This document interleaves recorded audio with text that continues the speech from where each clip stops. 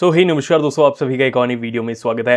And finally Redmi Note 8 Pro के लिए यहाँ पे यार कॉर्वस रोम AKA गेमिंग रोम एंड्रॉयड 11 बेस्ड यहाँ पे रोल आउट हो चुकी है। तो आज की वीडियो में इसी के बारे में आपको बताने वाला हूँ किस तरीके की रोम मिलती है, क्या एक्चुअली में एंड्रॉयड 11 के अंदर ये एक गेमिंग रोम है कि नहीं है, ये सब चीज़ आपको बताऊंगा। उससे पहले अभी तक आपने चैनल को सब्सक्राइब नहीं किया है तो नीचे रेड कलर का बटन जरूर से दबा दीजिए। वीडियो पसंद आया तो प्लीज़ यार लाइक शेयर जरूर से कर देना। और रिलीज़ हुए इसको हो गया है आई थिंक 3 से 4 दिन और मैं तब से ही इसको यूज़ कर रहा हूँ। और अगर मैं वन वर्ड में फ़िलहाल बताऊँ ना मुझे इस परफॉर्मेंस के मामले में कैसी लगी है, तो मैं कहूँगा बहुत ही अच्छी यहाँ पे है।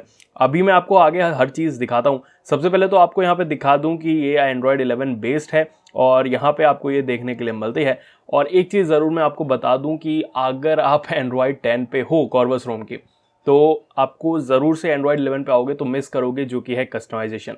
तो कस्टमाइजेशन के मामले में कॉर्वस रोम एंड्रॉयड 11 बेस्ड में फ़िलहाल आपको कुछ ही गिने चुने चीज़ मिलती है, बहुत ही ना के बराबर मैं आपको कहूँगा। इतनी चीज़ें पिक्सल एक्सपीरियंस रोम में देखने को मिल जाती है, तो सिमिलर चीज़ें आपको देखने के लिए मिलती है। एक एक चीज़ आपको बताता हूँ। तो 600 MB के आसपास की ये रोम है। आपको गूगल ऐप्स अलग से इसके अंदर फ्लैश करने की ज़रूरत यहाँ पे पड़ेगी।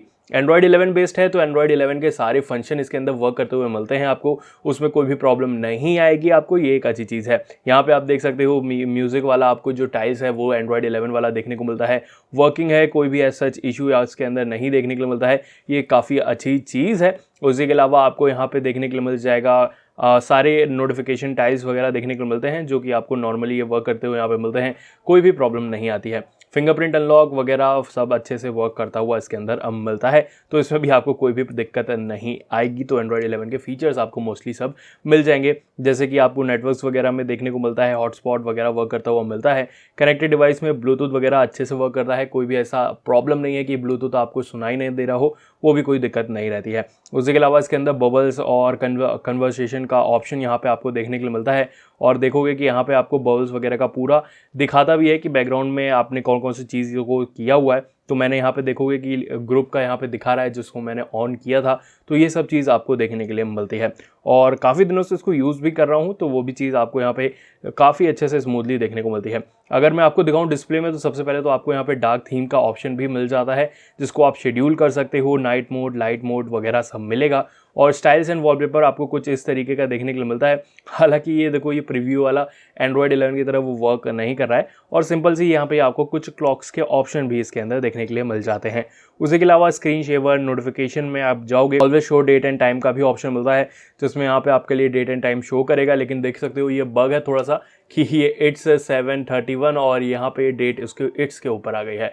तो थोड़े बहुत बग्स ज़रूर से इसके अंदर देखने के लिए मिलते हैं, और ये कभी आते हैं कभी नहीं आते हैं, तो ये भी थोड़ा सा दिक्कत इसके अंदर है कि आप प्रिडिक्ट नहीं कर पाओगे। हो सकता है आपके में वो बग आ जाएगा, जो कि मेरे में नहीं है। तो ये चीज़ यहाँ पे मैंने एक नोटिस करी है। उसी के अलावा आप यहाँ पे फॉन्ट्स वगैरह and icon shape, icon pack भी यहाँ पे आप चेंज कर सकते हो, और थीम्स वगैरह को यहाँ पे आपको ऑप्शन मिलता है, जिसमें आप एसेंट पिक करके अपने हिसाब से चेंज कर पाओगे। तो ये एक थोड़ा सा निफ्टी 50 आपको ऑप्शन मिलता है कस्टमाइजेशन का। थोड़ा सा नीचे आएंगे तो साउंड वगैरह में कस्टमाइजेशन आपको देखने को मिल जाएगा, जिसमें आप यहाँ पे चेकआउट इसको कर सकते हो। उसके अलावा टच वाइब्रेशन, टोन वाइब्रेशन वगैरह इसके अंदर एक्चुअली मिलती है। थोड़ा सा नीचे आएंगे तो फेस अनलॉक भी इसके अंदर मिल जाता है। अच्छी चीज़ है, फेस अनलॉक भी ये आराम से वर्क करता है, कोई प्रॉब्लम नहीं है। अगर मैं आपको यहाँ पे दिखाऊं तो थोड़ा सा स्कैन करता है, लेकिन एक ये बग मैंने सभी एंड्रॉयड 11 के रोम में पता नहीं क्यों देख रहा हूँ कि यहाँ पे आ जाता है कि too many attempts face unlock disable. बहुत जल्दी ये शो करने लगता है कि आपका टू मैनी अटेम्प्ट्स आपने कर लिए हैं और ये फेस अनलॉक डिसेबल हो गया है। ये चीज़ मैंने यार पहले भी, इससे पहले एक रोम चेक करी थी, उसमें भी सेम चीज़ मुझे देखने के लिए मिली, तो वो भी इसके अंदर थोड़ी सी देखने के लिए मिलती है।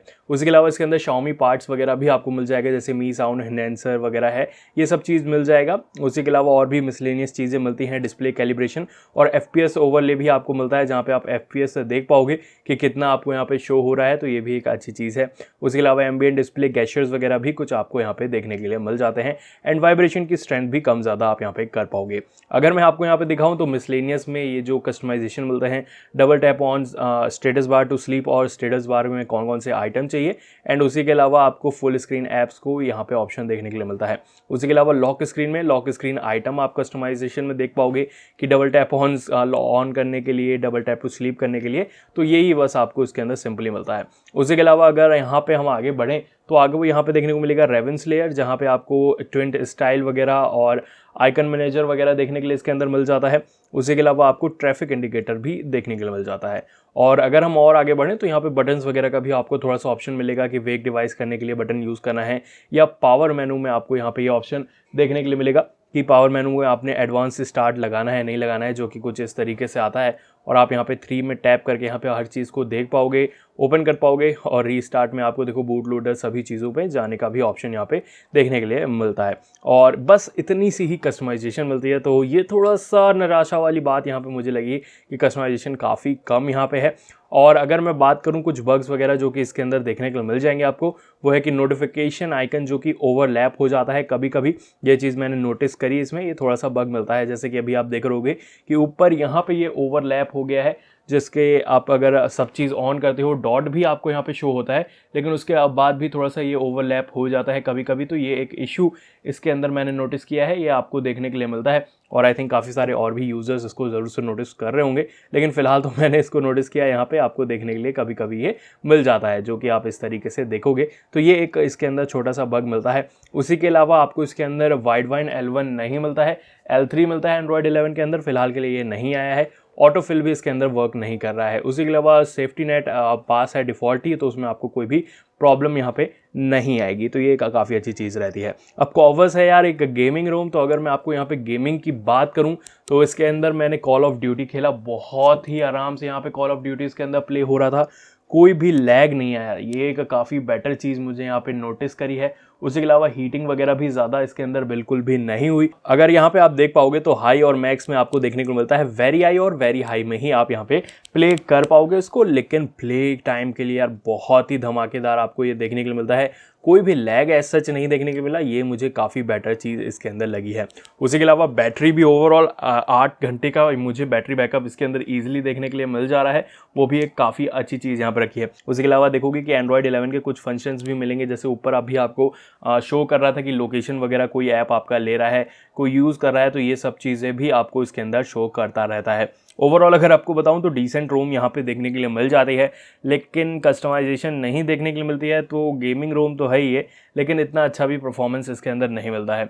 अभी यार अगर मैं बताऊं एंड्रॉयड 10 की जो कॉर्वस रोम है वो बहुत ज़्यादा बेटर है एज़ कम्पेयर टू इसमें, क्योंकि कस्टमाइजेशन भी मिलता है और उसमें गेमिंग परफॉर्मेंस भी अच्छी यहाँ पे देखने के लिए मिलती है। हालांकि इसके अंदर भी कोई बुराई नहीं है, ऐसा एज सच लैग वगैरह नहीं है, आप डेली यूज़ इसको कर सकते हो बिना किसी प्रॉब्लम के। ये चीज़ मैंने यहाँ पे देखी है। तो काफ़ी से अच्छी रोम देखने के लिए मिलती है। अगर आपको इसको इंस्टॉल करना है तो लिंक मैं आपको नीचे इसका डिस्क्रिप्शन में दे दूंगा।